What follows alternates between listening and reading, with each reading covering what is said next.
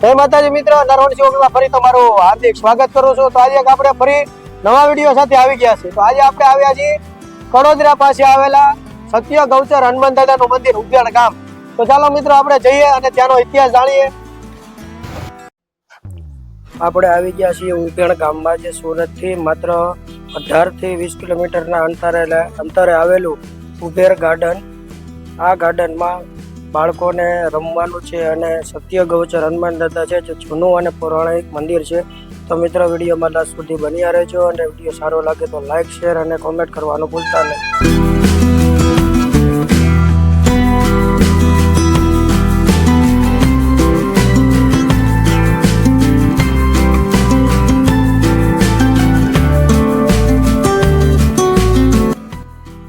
આપણે પહોંચી ગયા છીએ ઉભેડ ગાર્ડનના ગેટે, પણ આ ગેટેથી અંદર જવાની બને છે. તો આપણે જશું ગેટ નંબર 2 અને અહીંયા ગેટમાં અંદર જવાની માત્ર 20 રૂપિયા ટિકિટ છે અને પાર્કિંગ સુવિધા ફ્રી છે.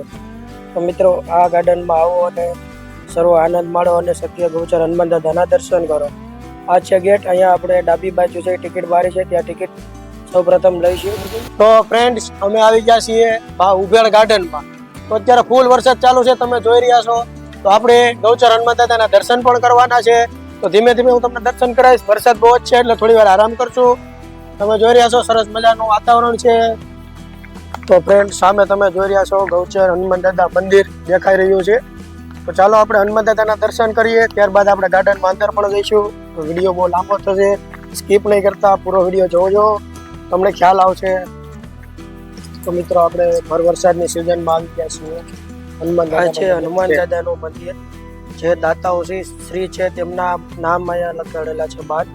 અને અંદર છે દાદાનું મંદિર. તો આપણે દાદાના દર્શન કરીશું સૌપ્રથમ. ત્યારબાદ અહીંયાના બાજુમાં ખેતરમાં રહેતા ભાઈ, તેમની પાસેથી આપણે એની માહિતી પણ લઈશું. તો મિત્રો આપણને ગૌચર હનુમાન દાદાની માહિતી આપશે બાજુના ખેતરમાં રહેતા ઠાકોરભાઈ. હા બોલો. આ મંદિર જૂનામાં જૂનું, પુરાણમાં પુરાણું છે, એકદમ જૂનામાં. કારણ કે આ બાજુની અંદર જ મારું ખેતર છે, બાજુમાં જ. બરાબર. હવે હું જ્યારે 4 વર્ષનો હતો ત્યારનો અહીંયા આવું છું મંદિર. 4 વર્ષનો, આજે મારું 70મું વર્ષ ચાલે છે. હવે આ મંદિરની કોઈ બી ખેતરવાળા પહેલાં અહીંયા નારિયેળ તૂટે પછી જ ખેતરનું કામ ચાલુ થાય. વાવણી, માનો કે કપાસ, જુવાર, તુવર જે કંઈ બનાવવાના હોય તે. તો આજે તમે નહીં માનો, પણ આ વધારેમાં વધારે 500, 400, 500 વર્ષ પુરાણું મંદિર છે, જૂનામાં જૂનું. અહીંયા એક આંબલી હતી. એ આંબલીની અંદર તમને કહ્યું કે એક નાગદાદા રહેતા હતા, નાગદાદા. અને તે નાગદાદા સાક્ષાત બધાને દર્શન આપતા. અહીંયા જે કોઈ દર્શન કરવા મંદિરે આવતા એને સાક્ષાત નાગદાદા દર્શન આપતા. બહારે જ એમ આરામથી કે કોઈને નુકસાન પહોંચાડતા. અને તમે માનો નહીં, પણ બધા ગામથી પૂનમે ભજન કરવા લોકો રાતે આવતા. દર પૂનમે, આજે આપણી પૂનમો આવે ને, એ દર પૂનમે અહીંયા ભજન મંડળી આવતી. 3-4 ગામની ભેગી થઈ જતી.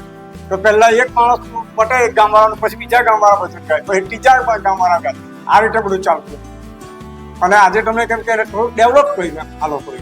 આ સરપંચ સિંહ અમારા ને બધા ભેગા થઈને ભાઈઓ ગામનો ફાળો કરી અને તે આજે આ રીતે છે. બરાબર. અને હનુમાન જયંતિમાં એવું છે કે જમણવાર બી કરાવે. માનો કે 3-4 વર્ષે એકવાર જમણવાર થાય, બાકી ઊંડી ગાંઠિયા અને એનો પ્રસાદ આપે. કેળા છે એનો બધો પ્રસાદ આપે. પછી સાસ, પછી આ હનુમાન જયંતિની બધાને ફ્રી આવા જવાનું બધું અંદર. પછી બાજુમાં પાછો બાગ છે બેહવા ઉઠવા માટે, છોકરાઓને રમવા માટેની બધી સગવડો છે, બધું જ છે. હવે થોડું ધીરે ધીરે હવે ડેવલપ કરતા હોય આ લોકો જાય છે ગ્રામ પંચાયત. હમણાં હાલમાં અમારા લક્ષ્મણભાઈ છે એમાં સરપંચમાં, અને અમારા બોનીભાઈ છે ટ્રસ્ટી છે મંદિરના મેઇન. નયનભાઈ છે આપણે, પછી એ છે પિયુષભાઈ છે, એ અમારા બધા ટ્રસ્ટી છે. હવે એ લોકો સારું કામ કરે છે, હમણાં બધું નવું કરે છે. બરાબર. અને સારું ચાલે છે હમણાં. મતલબમાં બાટમેમાં બધા ફરવા બધા આવે છે. હવે અરુણા એ આવવાના, પેલા વ્રત આવવાના છોકરીઓના અરુણાના, તે હવે બધા છોકરાઓ ગામની છોકરીઓ બધી ભેગા થશે, ભજન કીર્તન ગરબા ગાય. આ ફક્ત છોકરીઓ પૂરતું હમણાં, આ અરુણા પૂરતું. પછી પાછું ખુલ્લું એકદમ, જેને આવું હોય તેને આવે, જેને જવું. બરાબર. આ રીતનું અમારા દાદાનું એ છે. આ સત્ય ગૌચર દાદા છે, નામ પાડેલું સત્ય ગૌચર દાદા.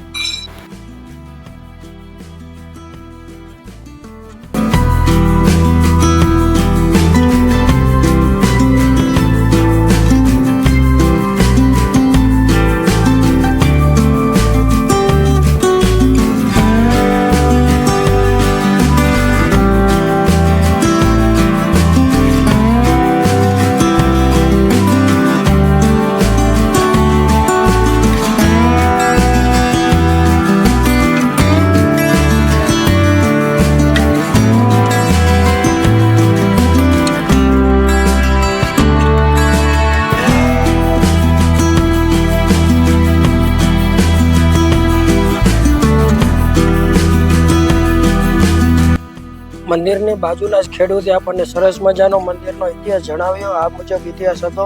તો હવે આપણે ગાર્ડનની અંદર જઈશું અને અંદરના નજારા માણીશું. આપણે મંદિરની બહાર આવતાની સાથે જ જમણી બાજુ તમે જોઈ શકો છો, ત્યાં હનુમાન દાદાનું મંદિર, શંકર ભગવાનનું અને પાર્વતી માતા ઉપર બિરાજમાન છે અને તેની નીચે છે પાણીનું પરબ, તે પણ આપણે નિહાળીશું.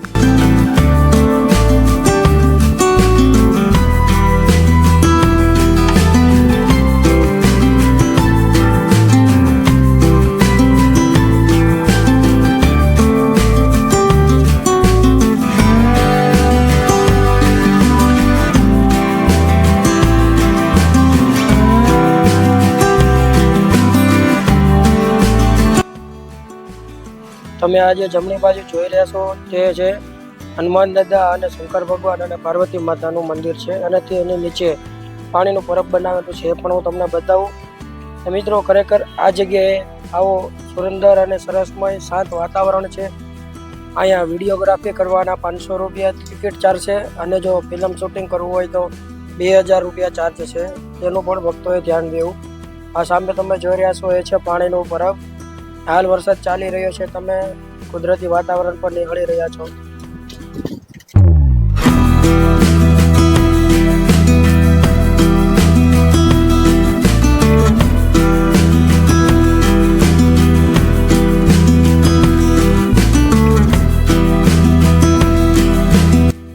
શંકર ભગવાનના દર્શન કરવા જવા માટે પાણીના પરબથી ડાબી બાજુ જ્યાં ગેટની અંદર તેમના દાદર આવેલા છે, એ દાદરથી આપણે ઉપર જઈશું. સામે તમે જોઈ રહ્યા છો તે દાદર દેખાઈ રહ્યા છે, એ દાદરની ઉપર આપણે ચડીશું.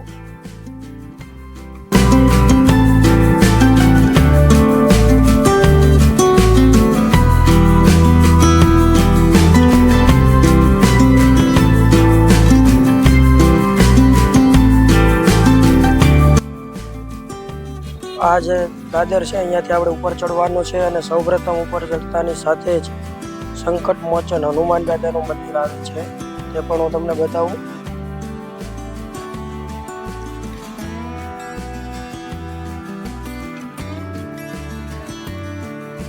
આપણે પહોંચી ગયા છીએ હનુમાન દાદાના મંદિરે. તમે જોઈ રહ્યા છો કે સરસ મજાના હનુમાન દાદા બે હાથે ડુંગરો પડી રહ્યા છે.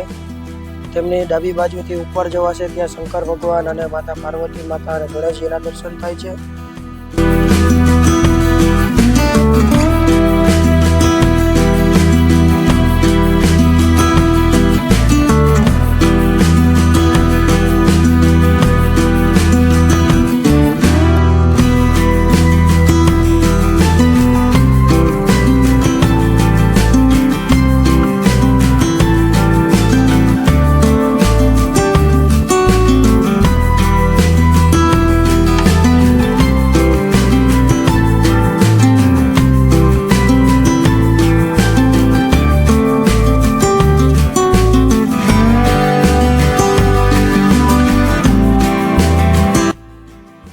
સામે તમે જોઈ રહ્યા છો ગણપતિ બાપા અને માતા પાર્વતી છે, તેમ અને શંકર ભગવાન છે.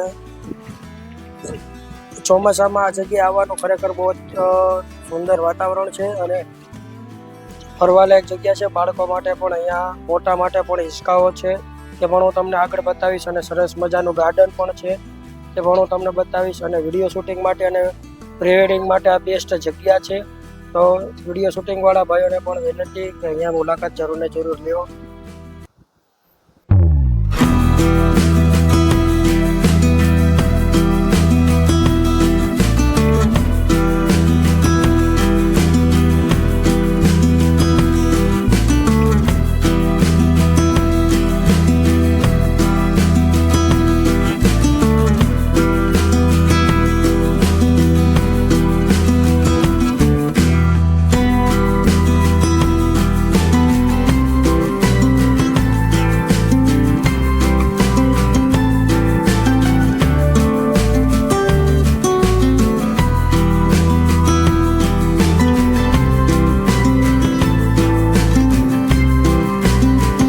તમે સામે જોઈ રહ્યા છો જે લસરપટ્ટી છે, ત્યાં હિંચકા છે.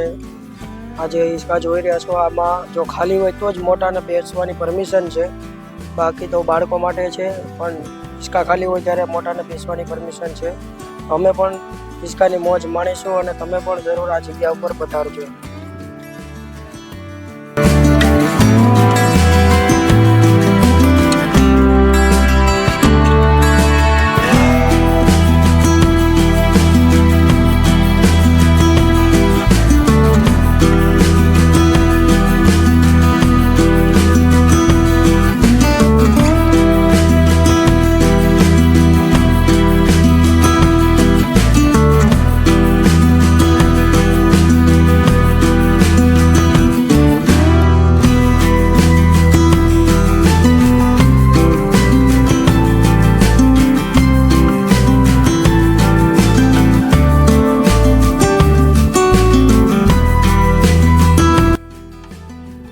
આ જગ્યા એક ગાર્ડન અને એક હનુમાન દાદાનું મંદિર એટલે કે પૌરાણિક મંદિર છે અને તળાવની વચ્ચે તમે જોઈ રહ્યા છો તે પૌરાણિક વસ્તુ છે.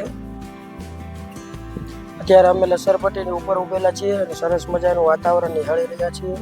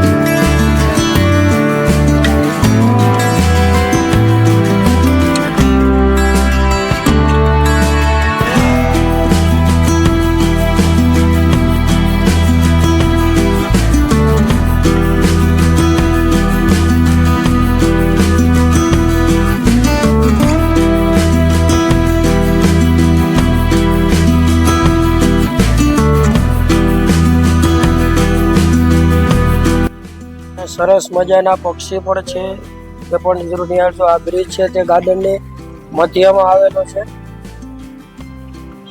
તો મિત્રો આવા જ નવા વિડીયો જોવા માટે નરવણસિંહ યુટ્યુબ ચેનલને સબસ્ક્રાઈબ કરજો, લાઈક કરજો અને બેલ આઇકનને ઓન કરો જેથી અમારા નવા વિડીયો તમારા સુધી પહોંચી જાય. તો ચાલો મિત્રો હવે ફરી આપણે મળીશું નવા વિડીયો સાથે.